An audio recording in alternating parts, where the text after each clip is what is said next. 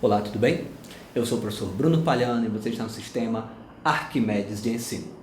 Na aula de hoje, nós iremos estudar o processo conhecido como formação de palavras, que é uma continuação das aulas de estrutura de palavras que nós vimos até agora. O processo de formação de palavras, como o próprio nome indica, vai nos apontar as formas como as palavras são criadas em nosso idioma. Os processos que você faz de maneira instintiva, sem nem saber que está obedecendo um aspecto da gramática. Vejamos que as palavras podem ser formadas por derivação ou composição.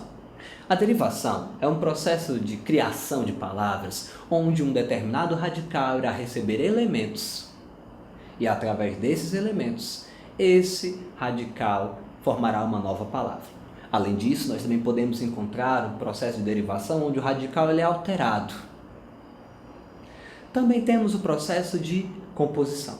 Na composição, nós iremos trabalhar, na maioria das vezes, com dois radicais. E esses radicais se unem para criar novas palavras. Então veja que é tudo bem simples. Vamos agora a uma teoria sobre a derivação. A derivação de palavras, ela se forma em vários processos. Não há uma única maneira de se criar palavras. Vejamos alguns desses processos de derivação. O primeiro deles é a prefixação. Como o próprio nome indica, a prefixação é a adição de um prefixo a um radical, criando uma nova palavra.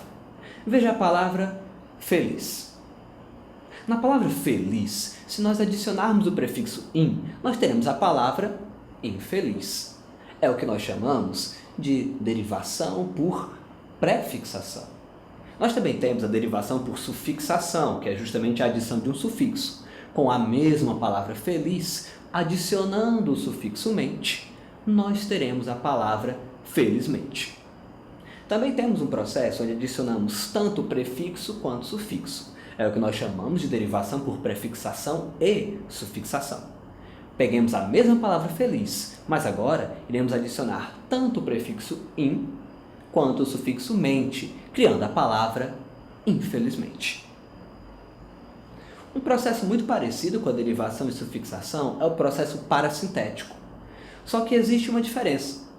Assim como o processo de prefixação e sufixação, o parasintético também terá a presença de dois afixos.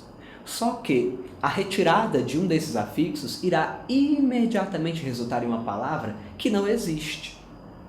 Vamos voltar à prefixação e sufixação.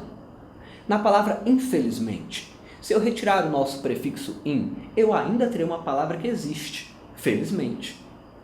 Da mesma maneira, na palavra infelizmente, se eu retirar o mente, eu ainda terei uma palavra que existe, a palavra infeliz. Mas em um processo parasintético, isso não acontece. Vejamos a palavra desalmado. Em desalmado, nós temos evidentemente o radical al. Só que do radical al, nós teremos tanto a adição de um prefixo quanto a adição de um sufixo. Retire o des em desalmado. Existe a palavra almado? Claro que não. Retire o sufixo em desalmado. Existe a palavra desalmo? Também não. Ou seja, temos um processo parasintético, porque ao retirarmos um dos afixos, nós percebemos que temos uma palavra que não existe em nosso idioma. Além do processo parasintético, nós temos outros processos também. Podemos citar aqui o processo chamado de derivação regressiva. O que é a derivação regressiva? Ora, é a criação de uma palavra, na maioria das vezes um substantivo abstrato, a partir de um verbo. Veja o verbo trabalhar. Podemos realizar uma derivação regressiva de trabalhar a palavra trabalho. Vejamos o verbo combater. Também podemos criar uma derivação regressiva do verbo combater, o substantivo abstrato combate. Além disso, nós também teremos o que nós chamamos de processo de derivação imprópria. O que é isso? Normalmente, as palavras elas possuem uma classe gramatical. E essa classe gramatical, ela normalmente é modificada. No entanto, o que acontece? Há casos em que nós criativamente utilizamos uma palavra com uma classe gramatical que não é a sua classe gramatical normal. Vamos ao seguinte exemplo. Hoje eu vi um monstro. Veja a palavra monstro. É um substantivo, é o nome de um ser, é o nome de algo. Mas eu também poderia dizer assim: hoje tive uma dor de cabeça monstro. Nesse caso, monstro deixou de ser substantivo e se transformou em um adjetivo. Por quê? Porque a qualidade dessa dor de cabeça é uma dor de cabeça grandiosa, gigantesca, monstruosa. Nesse caso, nós teremos o que nós chamamos de derivação do tipo impróprio. Além dos processos de derivação, nós também temos os chamados processos de composição. Na composição, nós temos justamente dois processos. Esses processos são os de composição por aglutinação e por justaposição. Nesses processos, nós iremos utilizar dois radicais. Só que há uma diferença entre os dois, claro. Na justaposição, esses radicais não terão nenhuma perda de som, nenhuma adição de sons. É o caso de palavras como passatempo, como girassol.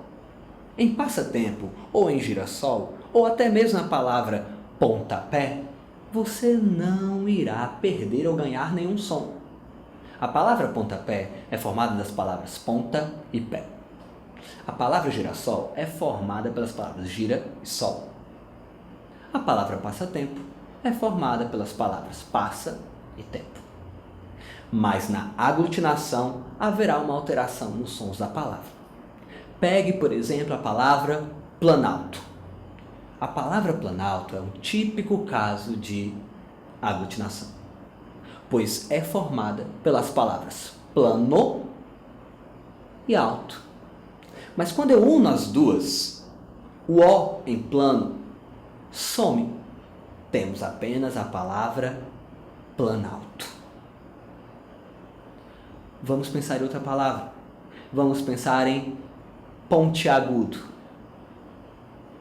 Pontiagudo é formado das palavras ponta e agudo. Mas ao reunirmos essas duas palavras, o A em ponta some e dá lugar a um som de I, pontiagudo. Logo, nós temos uma alteração do que são os sons dessa palavra, que constitui um óbvio caso de aglutinação.